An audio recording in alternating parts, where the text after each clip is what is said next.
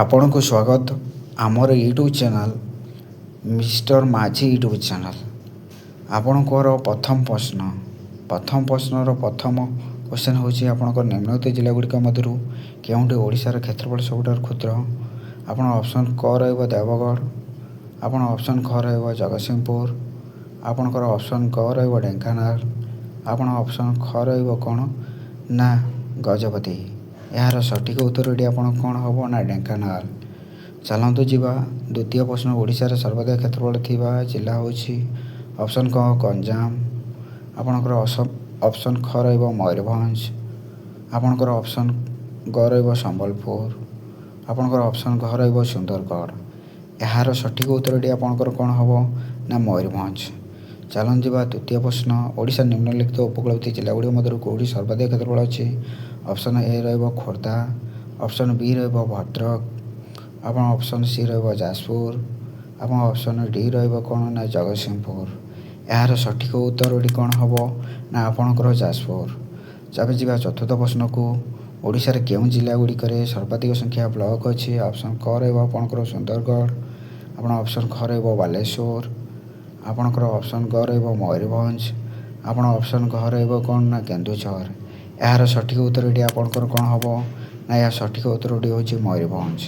ଯିବା ପଞ୍ଚମ ପ୍ରଶ୍ନକୁ। ନିମ୍ନଲିଖିତ ଜିଲ୍ଲାଗୁଡ଼ିକ ମଧ୍ୟରୁ କେଉଁଠି ଇନ୍ଦ୍ରାବତୀ ନଦୀ ଦ୍ୱାରା ଅଧିକାଂଶ ଜଳ ନିଷ୍କାସିତ ହୁଏ? ଅପସନ୍ କ ରହିବ ମାଲକାନଗିରି, ଆପଣଙ୍କର ଅପସନ୍ ଖ ରହିବ କ'ଣ ଗଜପତି, ଆପଣଙ୍କର ଅପସନ୍ ଗ ରହିବ ନବରଙ୍ଗପୁର, ଆପଣଙ୍କର ଅପସନ୍ ଘ ରହିବ କ'ଣ ରାୟଗଡ଼ା। ଏହାର ସଠିକ୍ ଉତ୍ତରଟି ଆପଣଙ୍କର କ'ଣ ହେବ ନା ଏହାର ସଠିକ୍ ଉତ୍ତରଟି ହେବ ନବରଙ୍ଗପୁର। ତା ଯିବା ଷଷ୍ଠ ପ୍ରଶ୍ନକୁ। ଅନୁସୂଚିତ ଜନଜାତି ଜନସଂଖ୍ୟା ଓଡ଼ିଶାର ନିମ୍ନଲିଖିତ ଜିଲ୍ଲା ମଧ୍ୟରୁ କେଉଁଠି ସର୍ବାଧିକ? ଆପଣଙ୍କର ଅପସନ୍ କ ରହିବ ରାୟଗଡ଼ା, ଅପସନ୍ ଖ ରହିବ କ'ଣ ମୟୂରଭଞ୍ଜ, ଆପଣଙ୍କର ଅପସନ୍ ଗ ରହିବ କ'ଣ ମାଲକାନଗିରି, ଆପଣ ଅପସନ୍ ଘ ରହିବ କ'ଣ କଳାହାଣ୍ଡି।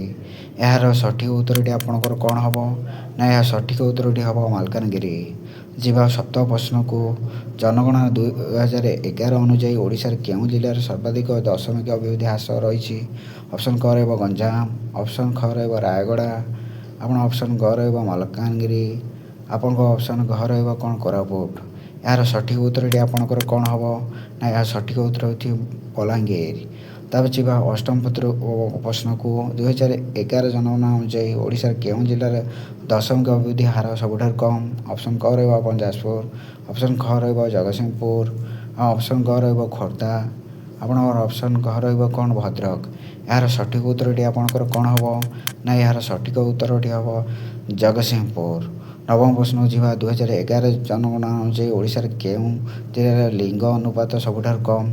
ଅପସନ୍ କ ରହିବ ଭଦ୍ରକ, ତାପରେ ଅପସନ୍ ଗ ରହିବ ଆପଣଙ୍କର କ'ଣ ନା ଖୋର୍ଦ୍ଧା, ଆପଣ ଅପସନ୍ ଗ ରହିବ କ'ଣ ନା ନୟାଗଡ଼, ଅପସନ୍ ଘ ରହିବ ଆପଣଙ୍କର କ'ଣ ନା ଯାଜପୁର। ଏହାର ସଠିକ୍ ଉତ୍ତରଟି ଆପଣଙ୍କର କ'ଣ ରହିବ ନା ଏହାର ସଠିକ୍ ଉତ୍ତରଟି ନୟାଗଡ଼।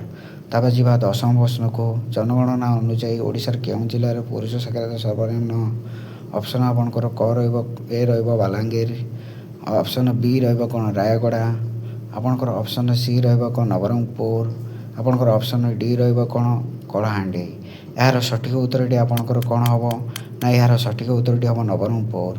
ଯଦି ଆମ ଚ୍ୟାନେଲ୍କୁ ପ୍ରଥମ ଥର ଆସିଛନ୍ତି ଚ୍ୟାନେଲ୍କୁ ସବସ୍କ୍ରାଇବ୍ କରନ୍ତୁ, ଆଉ ଯଦି ଭିଡ଼ିଓଟି ଭଲ ଲାଗିଛି ଲାଇକ୍ କରନ୍ତୁ।